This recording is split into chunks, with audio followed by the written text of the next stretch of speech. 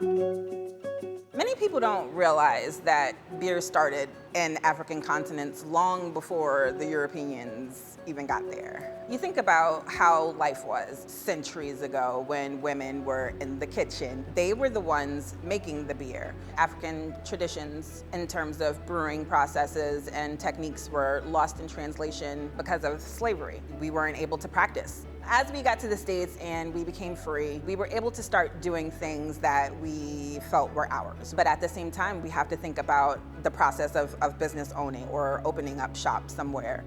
You know, we're talking about late 1960s and the 1970s. Schools aren't done segregating in the United States. A black man or a woman aren't walking into a bank and getting a startup loan for such a venture at the time. One of the unfortunate consequences of craft beer is that there's almost like this anybody can do it if they wanted to idea that's always been embedded in this narrative, and that's simply not true.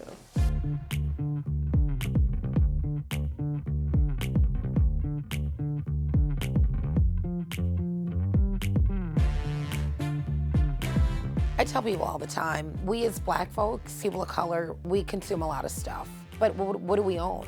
We're getting what, less than 0.2% of $1 billion industry? That's not right. Not on my watch. When I first got into the craft beer scene, even as a consumer, the lack of diversity was ridiculous. In the beginning, I didn't feel so welcome.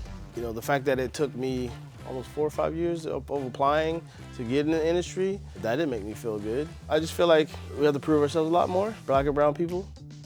This journey is not just about beer. You know, the beer is just one side of it. There are a lot of other elements of the company that we look to facilitate. One is controlling the narrative that, you know, black people don't drink beer. Black people have always had a hand in producing beer, but, you know, ultimately that's been robbed of the narrative, and we look to be not the only company that's in operation that's bringing that back, but just one company that's happened to be doing it a different way, particularly in the South.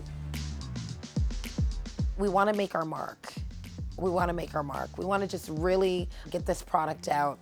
We need to take this industry and we need to include. This needs to be inclusive. I think it's time in this country that we rise.